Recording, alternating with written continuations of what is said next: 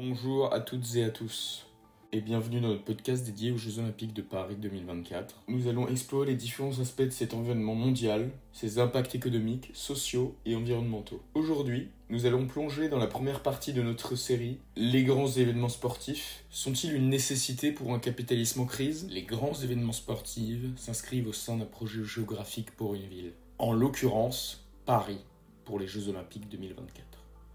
Mais également pour les autres pays ou cités qui accueillent les autres grandes manifestations sportives, telles que la Coupe du Monde de football, les différentes Coupes d'Europe, les Jeux internationaux d'été et d'hiver. Pour la plupart de ces mégapoles, très entrepreneuriales, de plus en plus déconnectées des besoins des habitants, il s'agit d'assurer et de montrer leur attractivité économique, technique et innovatrice. Les nombreux paradoxes offerts par le système capitaliste révèlent l'obsession des gouvernants pour les grands projets dédiés aux multiples formes de divertissement. Les pratiques mises en œuvre par le modèle économique actuel conduisent celui-ci, par nécessité, à la réduction de tous les coûts de production, tels que la baisse des salaires, la mécanisation ou encore l'automatisation, et également aux délocalisations qui induisent de fait des limites à la circulation de la production et la réduction des flux de biens et de services. Les rémunérations versées aux travailleurs, comme le résultat de leur travail effectif, constituent la condition essentielle pour accéder au marché des marchandises et des services ainsi produits. Il en résulte ainsi une discordance entre les potentiels de production excédentaires et les marchés qui apparaissent comme saturés. Évidemment, cette surabondance se manifeste par des limitations inhérentes à la consommation des ménages. Depuis l'apparition de l'économie capitaliste, celle-ci affronte, de différentes façons, les changements de situation liés aux crises successives, les incertitudes qui favorisent la destruction des capacités de production, les développements techniques, l'apparition de nouvelles technologies, l'extension des produits innovants de mobilité, des appareils destinés à des usages domestiques et des dispositifs numériques. La désuétude et l'obsolescence planifiée conduisent au renouvellement incessant de ces produits. Enfin, la militarisation prégnante soutient le développement industriel qui contribue à l'augmentation de la production de nouvelles armes, de véhicules militaires et de transport, combinés à la restauration ou à la reconstruction des installations et des infrastructures détruites. De plus, la généralisation de diverses formes de crédits financiers par le biais de l'endettement désigne la place croissante de la finance dans le marché, dans l'ensemble des secteurs économiques et conduit vers la financiarisation de l'économie, au détriment de la valorisation de la production réelle. La capture d'autres champs d'investissement concourt à dépasser les contradictions du système économique actuel.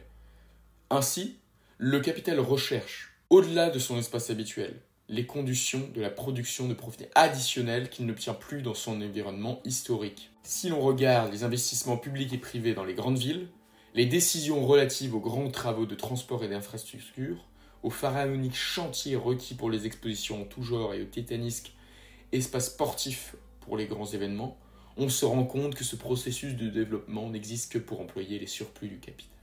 David Harvey, géographe britannique, représentant du courant dit de la géographie radicale, s'installe aux États-Unis en 1969 et devient professeur associé en géographie à l'université Johns Hopkins de Baltimore. Dans son dernier ouvrage, Les limites du capital, David Harvey évoque le processus capitalistique comme le fondement de la suraccumulation.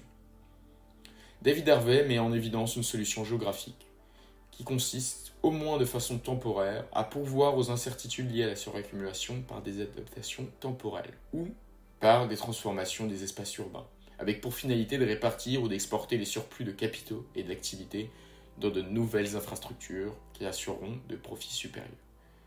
De fait, l'intégration accompagnée de la transformation des espaces urbains participe aux nouveaux agencements du capitalisme. Selon David Harvey, la mainmise sur les espaces urbains incarne la conquête de nouveaux marchés afin d'obtenir et d'exploiter de nouvelles situations de rente, tout cela dans le but d'absorber les surprofits consécutifs à la rationalité du système capitaliste. Le mouvement continu des investissements urbains et périurbains emporte une grande partie de la terre depuis le début du XXe siècle et participe à la consolidation du système économique capitaliste par les mêmes pratiques.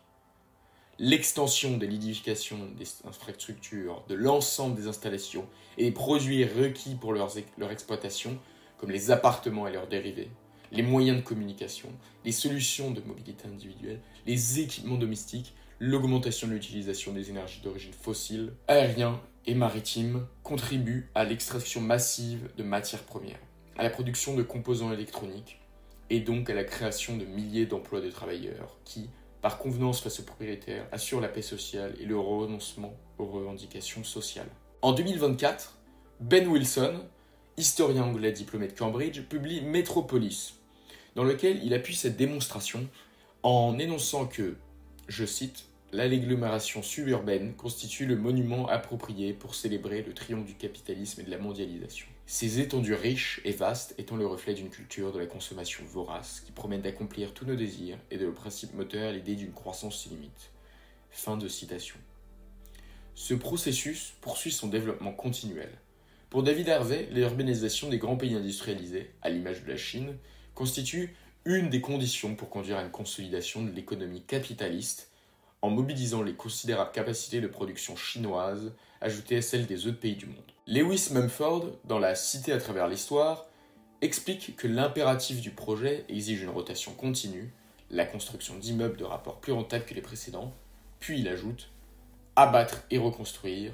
Tel est le rythme nouveau de l'urbanisme du XXe siècle et le rôle du capitalisme paraît être de liquider le réceptacle ancien. Et si les grands événements sportifs contribuaient à la prospérité de l'économie française? Les analyses évoquées justifient la focalisation des pouvoirs publics sur ce qu'on définit comme les grands projets inutiles et imposés.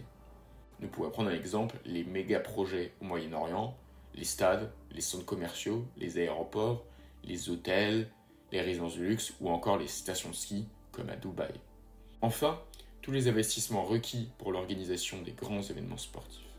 Tout ceci contribue au réinvestissement des surprofits, soutenus en particulier par les partenariats publics-privés, que l'on peut qualifier de PPP en France. De nombreux secteurs d'activité bénéficient de ces énormes sources de débouchés, parmi lesquels on retrouve le bâtiment à travers la destruction, la rénovation et la construction de nouvelles zones urbaines. Les chantiers de travaux publics, les infrastructures et les voies de mobilité terrestre, aérienne et maritime. Dans le cadre des Jeux Olympiques de Paris 2024, on peut compléter avec le tourisme. Près de 15 millions de visiteurs attendus, les campagnes de promotion développées par les grandes marques, les équipementiers du sport et bien sûr, toutes les panoplies conçues pour assurer la sécurité. Comme pour tous les grands événements sportifs, il s'avère que ceux-ci présentent toutes les conditions pour décliner les solutions numériques les plus innovantes, voire funestes. Tout cela au service de l'industrie sécuritaire en vue d'établir une surveillance généralisée des citoyens. En effet, à l'aide de tous les systèmes de caméras qui autorisent, selon les différentes technologies, la potentielle résolution de l'image pour la vidéosurveillance, également la vision de nuit des caméras de vidéosurveillance, les angles de vue et les objectifs des caméras de vidéosurveillance, la détection de mouvements, le stockage des images, les normes de protection et d'étanchéité des caméras de vidéosurveillance, ou encore l'intelligence artificielle des caméras. À cela, nous pouvons ajouter les drones, les bornes biométriques, sans oublier les lecteurs de code QR afin de contrôler tous les accès. Tout cela dans une stratégie mondaine et d'éviction sociale. La manière d'imaginer l'organisation des espaces à l'aide de projets tout aussi exceptionnels que titanesques s'insère dans un environnement de concurrence entre les différents territoires et les villes. Celles-ci recherchent toutes les stratégies possibles pour augmenter leur attractivité afin d'attirer les classes sociales les plus aisées et les plus mobiles, comme les sociétés financières, les citoyens les plus riches, ainsi que les touristes fortunés et tout le secteur de la recherche. Tant pis si ces chantiers urbains contribuent à renforcer l'inégalité au sein des différents quartiers des villes ou entre les villes elles-mêmes. D'une part, les publics ne sont plus destinés à des programmes sociaux, mais réorientés vers des projets privés. D'autre part, l'éloignement des catégories sociales les plus défavorisées n'entrant pas dans les politiques d'image de marque, contraire à la communication universelle des villes, devient une pratique d'exclusion sociale. Disparition des immeubles hébergeant des populations démunies, démontage des campements de sans-abri, renvoi des migrants, toutes ces exactions, associées à des dérives sur le coût des loyers, favoriseront le processus de gentrification déjà initié et mortifère pour la sociabilité des espaces urbains. Mais alors, quel projet d'avenir pour ces grands événements sportifs? Alors que les enjeux climatiques et écologiques deviennent de plus en plus prégnants et concernent toutes les zones économiques, il devient urgent de questionner toutes les utilités, c'est-à-dire l'utilité sociale, l'utilité économique et l'utilité environnementale de cette rationalité, symbole de la démesure.